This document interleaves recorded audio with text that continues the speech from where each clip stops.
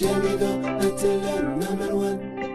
Jamido, c'est la différence du monde médiatique.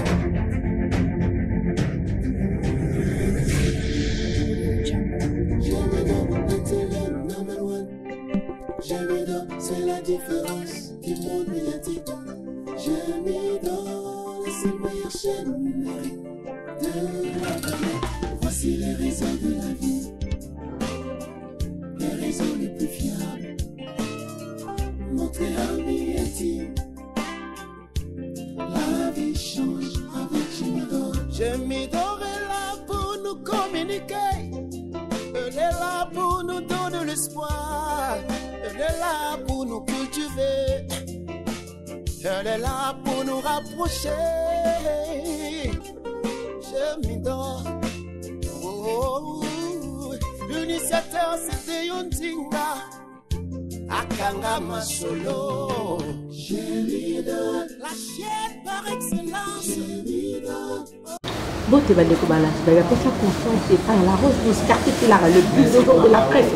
Toujours dans l'émission de il y a les œuvres. Votre les œuvres islamiques, que tu as besoin, en tout cas, tout ça, pour l'Amboka, Angola, Luanda, international, et toujours de vous abonner sur notre chaîne Jamido TV. Parce que chez les Arabes, mon côté, c'est pas ma qualité, tout ma télé, tout. En tout cas, merci directement à mon beau qui est en train de Suisse. Papa de papa, et pour papa, mamie de moi, maman Bitanzinga. Ma mère m'a mon nez, maman a dit que ça allait bien. Et là, je vais directement à mon réalisateur, Patrice Ngina Mao, Moulumba Yangina, Ngina Mao Moulumba, donc famille Ngina Mao Moulumba Yangina, numéro de la part. De la rose, carte de la le vidéo de la presse. Et pourquoi pas, et pas chocolat pour maman, la choumi, la choupette. Babi, moi, si vous savez, moi, tu as dit qu'un pire qu'un autre. Toujours dans un ouato de sa carte de la commis, réunion stratégie. Réunion stratégie, préparation, il y a musique, il y a Mindoulé. Il y a Mindoulé, il y a Mission, il y a Mboka, il y a Angola. Simba, Rehoboth, Waimamida, so Samuel. Seigneur Jésus, je Samuel. Donc, réunion stratégique, il y a notre star, notre artiste, Simba Rehoboth, la Katiamboka, il y a Angola, il faut que nous devons se préparer, Water Réunion et Salami, et pas à notre maman pasteur et maman prophète. Ma maman de moi, là, la ligne maman Maurice, la rana bien, la rana bien. Il y a un moyen de on a des cartes, il y a des donc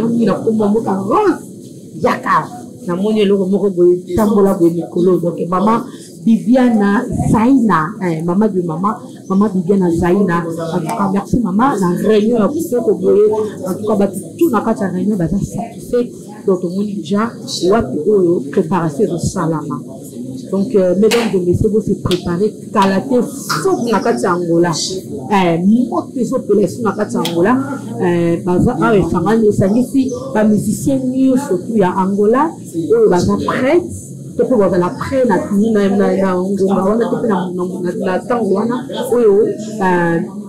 concert est parce que le concert est le 10 novembre. J'ai dit, je répète, le 10 novembre, Nassine Africa. Nassine Africa, la préparation, il y a Makassi, il y a notre frère Timari, d'autres choses là. En tout cas, l'organisation, ils ont déjà l'organisateur, Bazarana, tout que cela n'a pas Naïf Sarabine, toujours, vous n'allez jamais d'aussi, pour autant que ça dit, que y est bras. Idée à mon qu'on a mon corps, c'est idée à l'organisation et la stratégie, on va voir ça parce que comme on a la réunion Salami déjà, réunion à Nélo, donc réunion spéciale. Réunion spéciale, et ça me le va bien, comme on va te donner, vraiment, il y a la tonde, mais et là, qui réunion stratégique, bah, ben, ça qui est par rapport, il y a des musiciens Oyo, comme accompagnateur, il y a notre frère Simba Rehoboth. Avant qu'il y ait Mata, de toujours l'équipe de Bakura, le bordel de Soana, tout le monde qui va ensemble.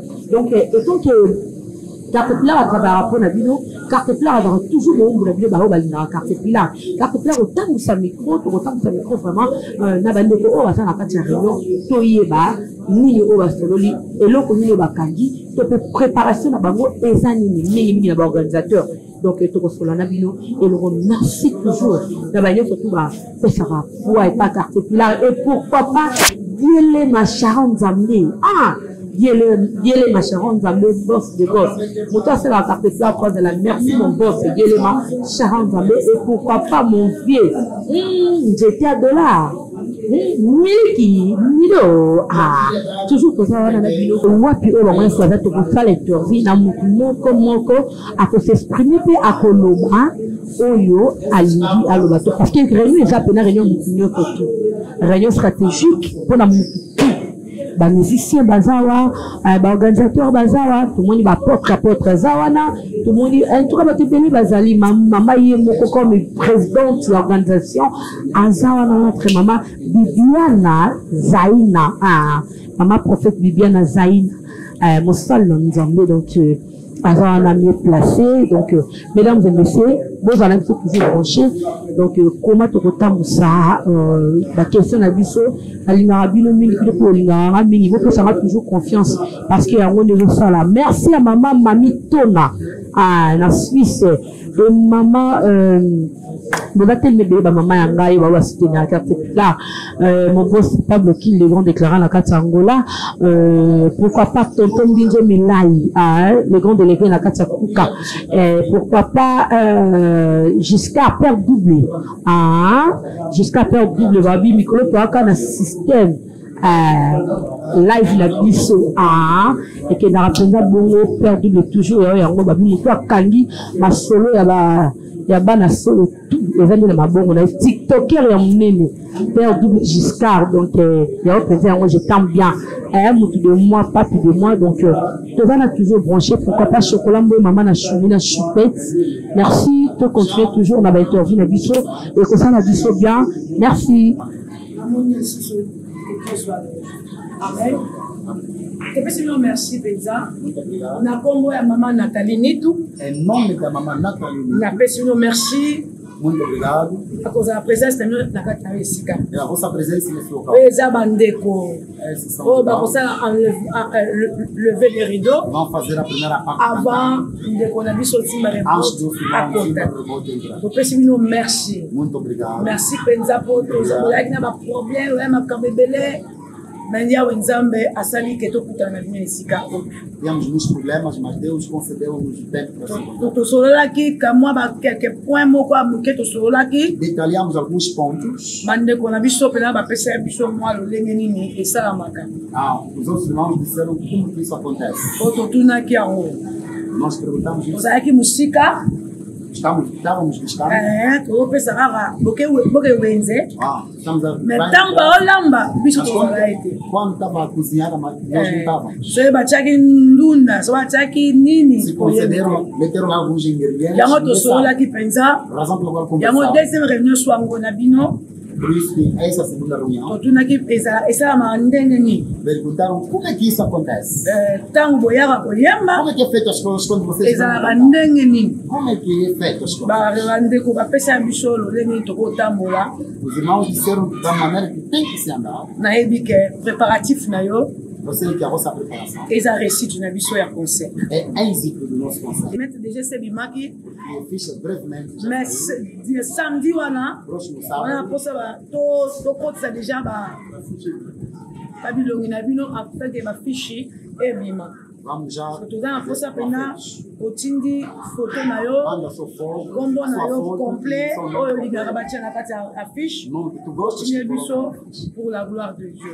Mbote maman Zaina. Mbote yaya. Santé. Zamazo batele biso. Âme esprit. Nyonso kitoko. Vraiment. Merci maman Zaina. Tomoni bino awa na réunion stratégique. Est-ce que pour cette préparation de bino vraiment par rapport à la réunion stratégique à l'élo? Préparation à biso ezali ya concert ya ndeko na biso Simba Remote oyo aobeta le 10 novembre. Ok. Le 10 novembre wana maman de oza producteur ou bien te producteur na biso eza Nathalie Nitou. Nga naza maman pasteur na ye. Toza na kati ya bureau. Vraiment. Et tant que moi, comme organisateur, mais quand il y a des par rapport à la préparation de parce que comment on va faire les amis, on a été à 5 émissions montant mon robot et l'écolo, Timarebo, quand on peut déjà, est-ce que à quel abîme l'écolo, tu solo le bana tata moko maman moko. Vraiment. Tu solo dit bien. Par rapport à l'organisation de Bozo, nous avons kindélé, nous avons fait tambourila. En tout cas, par la grâce de Dieu, nous avons fait le col à Elo Résalacté. Mais l'élo, tout ça, la troisième réunion, tout le monde pense que nous avons bâti le boko. Tout ira bien. Ce qu'on a dit, nous avons dit que bayembi pe ya biso ya kati ya Angola bazaki ya biso awa na kati o bayembaka bobengisi pe bango na kati bape baza parmi bayembi wana na kati alors vraiment bango ni surtout baza ya awa ya kati ya Rwanda bango ni surtout basala ba lever les rideaux après yemoko Simba Remote a okota makambo so ndeko sel ba préparation ngo bango pe basengi momo comme moi muke na bango e kende bien ezaka na cadre ka ya famille ba epeka ko yembela kwa bon si quand on pour ta famille et bon na moi gazoza OK mama imoko ba beli pe po aoyemba vraiment mais na yebi ke bola manzameza ba matali ni tout elongeza yebisa bana nzambe dans l'année pour le 10 novembre. En tout cas le 10 novembre et ça pour célébration il y a année 2024. Le nzamba tambu sibiso le 10 novembre pour célébrer comme Jésus donc yembela epe na yasu ba o baza maladi ba obika kolwala. En tout cas miracle ezala na kati ya salle ya Sinafrica. De gloire et pas Jésus-Christ de Nazareth. Bah bien voté comme déjà. Si déjà semaine auto quand déjà ba biblier et ça 3000 coins ça a 10 000 coins. OK. Bambo na batini photo oyo balinga la maman. En tout cas la pesi bambote na corps du Christ nyonso malgré tout ça na kati ya matanga ya papa na biso Roger Mbemba le docteur en tout cas n'a souhaité ba mes condoléances na famille na ye maman Sylvie et na corps du Christ nyonso surtout ya Angola précisément na pula ojaenda na yebi appui na bino et pesa biso makasi merci beaucoup merci maman Zara merci beaucoup. Shalom apôtre. Muito obrigado, mãe. Saúde. Tudo bem pela graça. O nome do apóstolo? Apóstolo Fernando Tite. Apóstolo Fernando Tite. Queremos saber sobre a organização que vocês têm aqui, que nós encontramos aqui, essa reunião que vocês têm. Será que pode nos falar, pode nos explicar qual é a vossa organização, qual é a estratégia que vocês têm dia depois? Ok, hoje talvez é a terceira semana que nós temos aqui. Exato. Exatamente todas as preparativas são preparadas antes das atividades. Exatamente.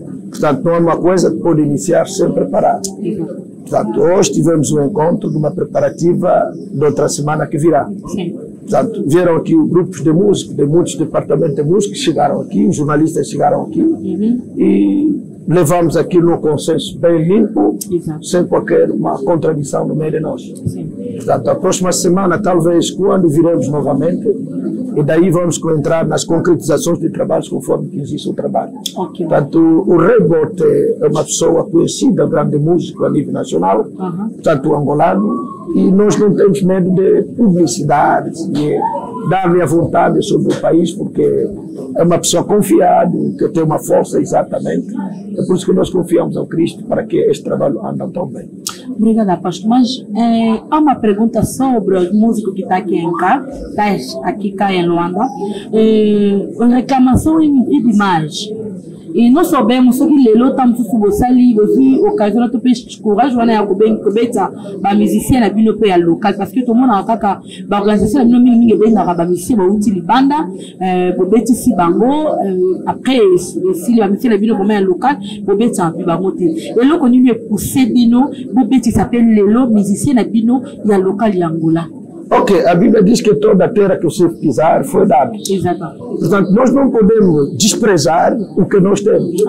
Não podemos sempre receber. Não negamos que eles não podem vir. Mas tem uma necessidade também que os nossos futuros músicos que nós temos em Angola também temos que levantar. Porque são amados angolanos, são crentes angolanos. E precisamos de levar também ao porto. Embora que existam essas contradições, não ouvir uma música, um cantor de fora, por aqui Angola, depois ali, há umas contradições, depois se divide e começa a rebaixar, não é muito bom. Portanto, não há nada que pode se planificar sem saber como levar essa coisa.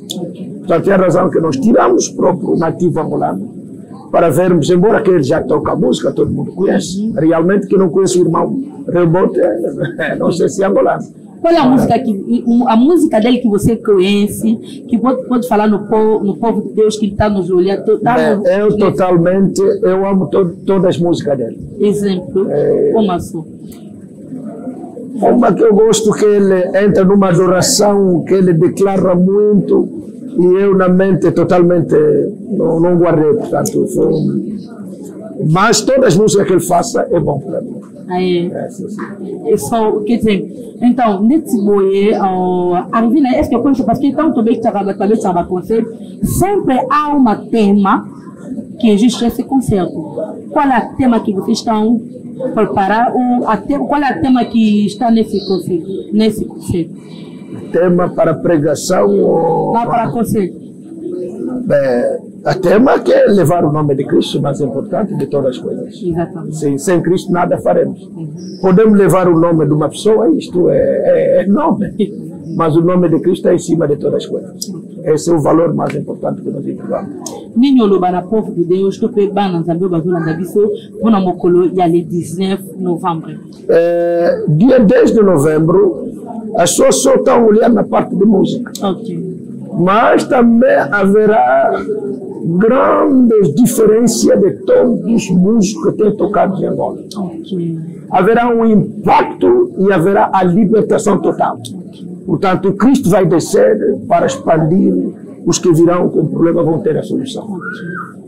Portanto, este é que eu teria que dizer ao povo angolano. Mais ko bangi ezalité parce que le lot ta la pe moi crise comme na mboka ya kotenga mama mukie ko betisa concert na Signe Africa munene. Est-ce que na ba dépense bo salobota sûr que entrada pe kokota malamu? Nós temos a grande fé. Nada é impossível a Deus. Tenha confiança com Cristo. Ok, eu cumprimento o povo angolano, cristão angolano. Pode ser que não é cristão, mas é mais importante que venham a Cristo. Exatamente. Este é o cumprimento em nome de Cristo. O número do telefone para quem quer comprar o bilhete? Bem, temos departamentos que têm direito de dar esses contatos. O pai não tem como... Não, eu não estou nesse departamento, não posso entregar meu número. Não, o teu número não, eu acho que... Quer dizer, bateu na pessoa soma bilhete, a entrada, mas soma na moyenne. Bom, haverá... Que notre préparation, le 10 novembre, on a mis Loulou, il y a frère Timba Reobot. Bakosomba na moyenne, pe place nini, ou est-ce que babi ezotekama. Bem, em primeiro lugar, nós temos aqui a Igreja de Jesus Milagre. Esse é o ponto de partida de todas as igrejas. Portanto, vamos andar também com algumas igrejas que teremos a confiança ao pastor para entregar também alguns bilhetes para ser vendidos. E também terá na rua, nas praças, em qualquer sítio que tiver a população angolana. Muito obrigada, apóstolo. Muito obrigado, minha senhora. Muito obrigado, que Deus te abençoe. Obrigada.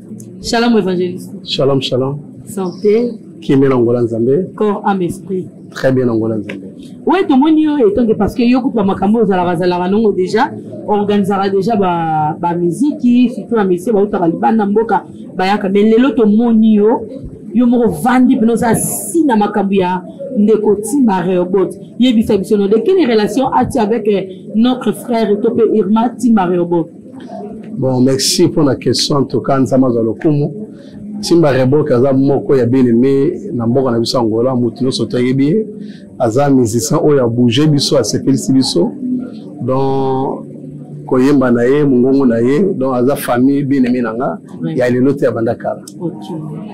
Nzemu na nini vraiment oyo za peso ko zoyo kango e sepelisa rayo. Bona linga mingi nzemu na da Samuel esala nga bien makasi. Oko mutata mukikaka. Bon depuis que nous chantons mais même mais kasi David azaki na kata ya nini ayebaki pe ko azaki pe ngongo oyemba te mais kaka voix wana nzamba sepelaki nango kaka wana te on sala tous les moyens balasi malama non ata mo mukika das obika das Samuel mais au petit biso nzembo te parce que vous savez que ndenge nzembo zalaka moi Midaso Samuel moi partout wana ça peut pleurer jusqu'à et non c'est là bon batinyo surtout boya conseil boyo kango nzamba sur le Congo. Mais quand c'est tout par rapport à l'organisation le commun vous avez qui na réunion stratégique et là on dit vous kangi comme clé il y a réunion à l'île. Bon base réunion lelo nasi nzamba sur la biso c'est notre Rwanda pour babillet déjà et bandi déjà il est disponible mututa ko suma billet à contacter sur ma numéro pour billet conseil le 10 novembre et banda ko tega ma VIP ezali 10 000 kwanza public ezali 3 000 kwanza. Et c'est comme la moyenne ni mutako za pour sa billet à contacter nani pour son billet. Numéro ezali 946 65 38 84. Répétez. 946 65 38 84. Wana numéro wana so mutabengi. So mutabengi azo maman ngai numéro na ngwana pona ba billet. Billet zo teka ma public ezali 3000 kwanza, VIP ezali 10000 kwanza. Nino yesa bana nzambe pona mokolo ya le 10 novembre. En tout cas mokolo ya le 10 novembre na bengi bino surtout oyo atelami za mwana nzambe bien aimé. De Konangai, yaka le 10 novembre, yaka to célébrer, yaka to kimisankolo, azara moko. Notre Seigneur Jésus-Christ. Il faut te adorer, il faut te louer, il faut te commissaire. Nzambalo la pambola bino, to zamino le 10 novembre. Na pesi mbote na maman Nathalie, yem tozali poditrice, maman Nathalie Nitu. Yem tozali poditrice, en tout cas place ozali, nzamba pambola yo, en tout cas na likaniso zi kende liboso nzamba mona yo nzamba pambola yo. Merci. Merci, merci la bande de connus surtout au Badaki les bisous branchés sur notre chaîne Gemidor TV. Donc nous sommes toujours là avec vous. Merci à maman bienvenue d'Acosta et pourquoi pas Maison africaine divine et Emion Maneka. Donc merci à vous Wapio Bozali. Pourquoi pas Dani Maneka et pourquoi pas Mama Bitanzinga. Mama Bitanzinga, maman bienvenue d'Acosta. Maman Mami Tona, babi bato pena basutenaka émission à carte pilar. Donc merci na bino nyo tout, merci na ba nzambe nyo tout. Babi rendez-vous zaka moko le 10 novembre bande ko na te boeto célébrer. Boeto célébrer longo, to sepele longo, to bine longo, to sepela kana bango, to sepela pena ba nzambe. Babi biye zote kama na kana 3000 kwanza ya pamba. 3000 kwanza on au lieu que sombela ngo ate lambo la tama. Il y a pas fouta na porte, fouta na entrée, au côté tout célébrer moni dans Zambé longo et longo na frère na biso, to pende ko na biso Irma Tima rayo porte. Bato ba yebi Midaso Samuel, Seigneur Jésus Midaso Fajal Guma Koza. En tout cas na yebi ke ba na Zambé Angola na bele libino.